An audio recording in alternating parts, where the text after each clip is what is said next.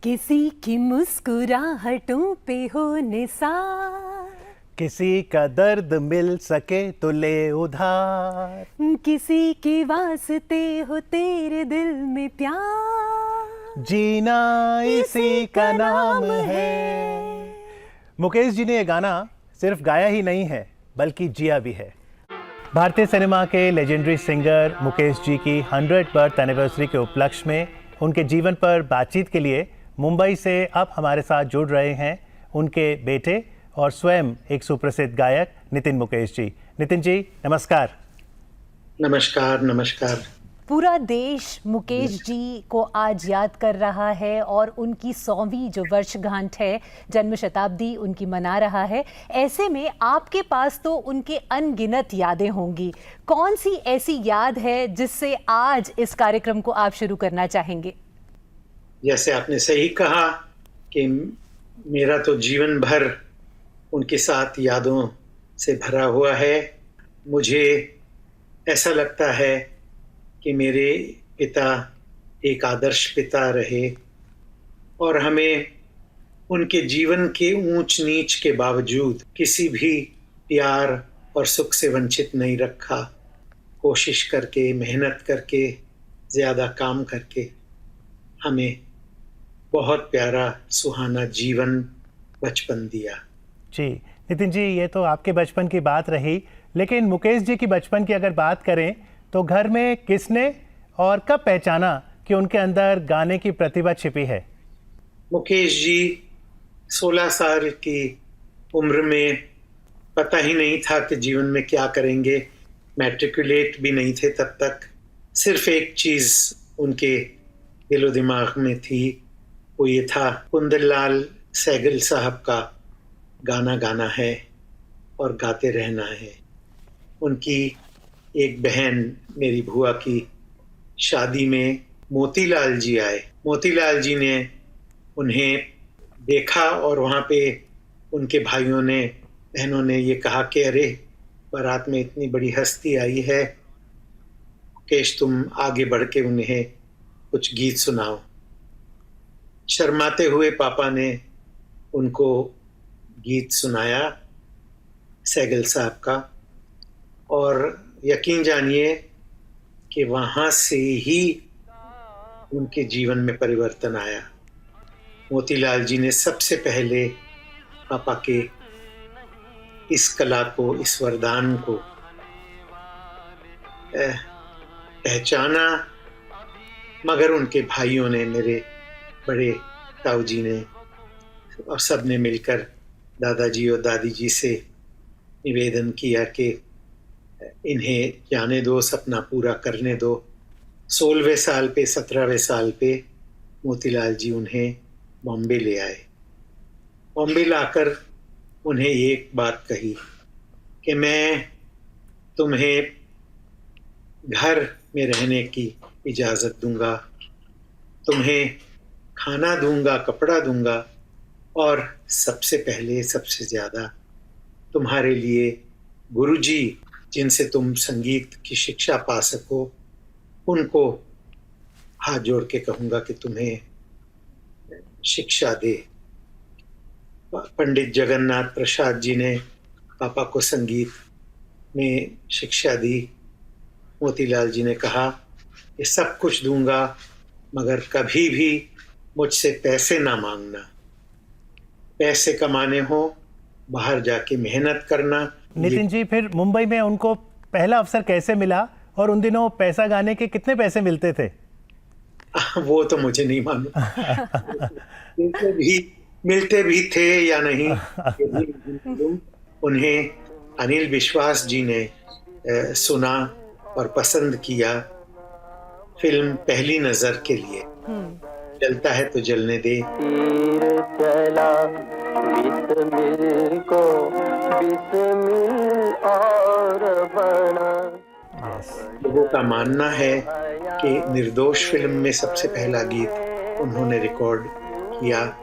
ये एक डिबेट का सवाल है, मगर पापा हमेशा मुझे कहा करते थे कि दिल जलता है तो जलने दे उनका पहला गीत था। मुकेश जी, इस पहले गीत की अगर बात करें तो अभी कुछ ही देर पहले हमने अपने दर्शकों को भी बताया कि जब केएल सहगल जी ने इस गीत को सुना तो उन्हें एक बार को ऐसा लगा कि अरे ये गीत मैंने कब गाया था। मुकेश जी की अगर आवाज़ की बात करें, नितिन मुकेश जी, इतनी सादगी भरी आवाज़, ऐसा लगता है जैसे कि माँ सरस्वती की वीणा स्वयं गा रही हो, इतनी दिव्यता से भरी आवाज़ थी। तो क्या आपको लगता है कि वो सहज उनका व्यक्तित्व ही था जो उनकी आवाज में झलकता था, या इसके लिए कुछ खास रियाज मुकेश जी करते थे? नहीं नहीं, कोई रियाज नहीं। जैसे वो थे वो उनकी आवाज में छलकती थी। उनकी सादगी, उनकी दिव्यता जो आपने कही जी, बड़े ही आध्यात्मिक थे। मार्मिकता बहुत थी दिल में, कंपैशन जिसे कहते हैं अंग्रेजी में, वो था कि वो उनकी आवाज में सुनाई देता है। जी, और यूं तो मुकेश जी के बहुत से गाने हैं नितिन जी, लेकिन राज कपूर साहब पर जो गाने उनके फिल्माए गए तो ऐसा लगता था मुकेश जी गा रहे हैं और या राज कपूर जी गा रहे हैं। हाँ, क्योंकि पहले दिन से ही उनकी जब से मुलाकात हुई, फिल्म आग बन रही थी, जिंदा हूं इस तरह की गमे जिंदगी नहीं। शायद ही आप लोगों को ये पता हो कि उससे पहले राज अंकल ने कुछ फिल्मों में काम जो किया था तो खुद की आवाज में गीत गाए थे, मगर जो उन्होंने पापा की आवाज सुनी, उन्होंने पसंद किया कि भाई मुझे लगता है कि ये मेरी आवाज है। क्या बात है। आगे चल के तो इतिहास रचा दोनों ने मिलके, और राज अंकल हमेशा कहते थे कि मैं तो मात्र शरीर हूं, मेरी आत्मा, मेरी रूह मुकेश चंद है। होंगे राजे राजकुंवर हम बिगड़े दिल शहजादे, बिगड़े दिल शहजादे। क्या बात है। आपसे ये जानना चाहेंगे कि राज कपूर साहब की बात करते हैं तो मुकेश जी का जो गाया हुआ गीत है आवारा हूँ, वो शायद आज तक के इतिहास का सबसे प्रचलित गीत है, जो कि पूरे विश्व में लोग आज भी गाते हैं, आज भी उसे उतनी ही सराहना मिलती है जो शायद आज से 50 साल पहले मिली होगी। लेकिन इतने बड़े हिट्स देने के बाद भी मुकेश जी के जीवन में एक ऐसा दौर आया जब उन्हें स्ट्रगल का सामना करना पड़ा। तो उस दौर की कोई ऐसी बात हो जो आज हमारे दर्शकों के साथ आप साझा करना चाहें? जी, पहले तो ये मैं दोहराऊं क्योंकि गर्व होता है जो आपने कहा कि वाकई आवारा हूं, मेरा जूता है जापानी, ये दो गीत ऐसे हैं जो विश्व भर में इतने प्रचलित हैं कि अलग अलग देशों की अलग अलग भाषाओं में उनका ट्रांसलेशन किया गया है। या गर्दिश में हूँ, आसमान का तारा हूँ। प्रश्न का आगे का हिस्सा ये कहूँगा कि उसके बावजूद कई वर्ष ऐसे निकले जब उनकी जद्दोजहद चली, संघर्ष चला, और मेरे ख्याल से यहूदी के बाद संगम, ये सब फिल्में आई। उस दरमियान 7-8-10 साल बहुत संघर्ष चला। इसकी कोई वजह नहीं थी, कोई कारण नहीं था, मगर उस संघर्ष से अच्छा भला कोई कलाकार शायद बैठ जाता, दब जाता और मायूस हो जाता। मुकेश जी ने हिम्मत कभी नहीं हारी क्योंकि उन्हें अपनी कला पे विश्वास था, अपने गले पे विश्वास था। जी नितिन जी, 50 के दशक 60 के दशक की जब बात होती है तो जो तिकड़ी जिसका जिक्र होता है उसमें एक तो बात ये रही कि मुकेश जी सबसे पहले फिल्मों से जुड़े, लेकिन मुकेश जी, रफ़ी साहब, किशोर दा, इन तीनों की आपस की केमिस्ट्री कैसे थी? उन दिनों रिकॉर्डिंग स्टूडियोज में किस तरह का माहौल रहता था?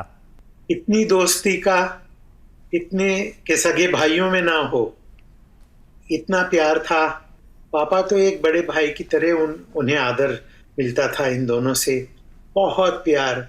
और पापा अपनी तरफ से उन्हें कभी भी एकदम बेझिझक, अगर उनका कोई सा गीत अच्छा लगा तो फोन उठाया, बात की, रफ़ी मियाँ तुमने ये क्या गीत गाया है, लाजवाब गाया है, काश ये गीत मैं तुम्हारे जैसे गा सकता, काश ये गीत मुझे मिलता। किशोर दा आए तो मुझे कहने लगे स्टेज पर, मंच पे मैं उनके साथ गाता था कि क्या जादू है, अगर ये चाहता तो शायद 20 साल पहले ही सबकी छुट्टी कर देता, ऐसी आवाज है। मगर आज इतनी मधुर आवाज में गाता है। नितिन, मैं चाहता हूँ कि मंच पे मेरे साथ तुम होते हो जब, मैं तो अपने खुद के गीत गाता ही हूँ, तुम किशोर के गीत गाया करो। सोचिए कि इतनी महानता और इतना बड़ा दिल कौन रख सकता है। मगर साथ साथ एक कहूँगा जो आपने पूछा नहीं, कि उनकी सर्वप्रिय गायक कहूँगा, गायिका दीदी, लता दीदी थी। कई बार एक गीत को सुनते रहते थे, कभी क्या, हर वक्त आंसू आ जाते थे। मगर दोस्ती सब में इतनी थी, और सब, चूंकि पापा सबसे उम्र में बड़े थे, सब ने उन्हें बहुत, मुकेश भैया, मुकेश जी, मुकेश दा, किसी भी नाम से संबोधित कर उन्हें बहुत आदर दिया, बहुत प्यार दिया। जी नितिन जी, मुकेश जी जो हैं वंदनीय हैं, पूजनीय हैं, और अपने गीत संगीत से हमेशा ही अमर रहेंगे। आज इस सेगमेंट की शुरुआत सत्य और मैंने उन्हीं के एक गीत से की थी, किसी की मुस्कुराहटों पर हो निसार। ये सेगमेंट कंक्लूड भी हम चाहेंगे कि आप म्यूजिकल नोट पे करें, तो कोई भी आप अपना फेवरेट गाना गा दीजिए पापा का। आज के दिन ये गीत सुनाता हूँ जो एक सिंबॉलिक भी है और सिग्निफिकेंट भी है। कल खेल में हम हो न हो, गर्दिश में तारे रहेंगे सदा, भूलोगे तुम, भूलेंगे वो, पर हम तुम्हारे रहेंगे सदा, रहेंगे यहीं अपने निशान, इसके सिवा जाना कहाँ। Nitin ji, thank you very much. आपके पिताजी हों, आप हों, या आपके बेटे नील हों, मुकेश परिवार ने कला जगत को बहुत महत्वपूर्ण योगदान दिया है। आज कार्यक्रम डीडी मॉर्निंग शो में आके मुकेश जी की यादें ताज़ा करने के लिए आपका बहुत बहुत आभार। Thank you. शुक्रिया, धन्यवाद।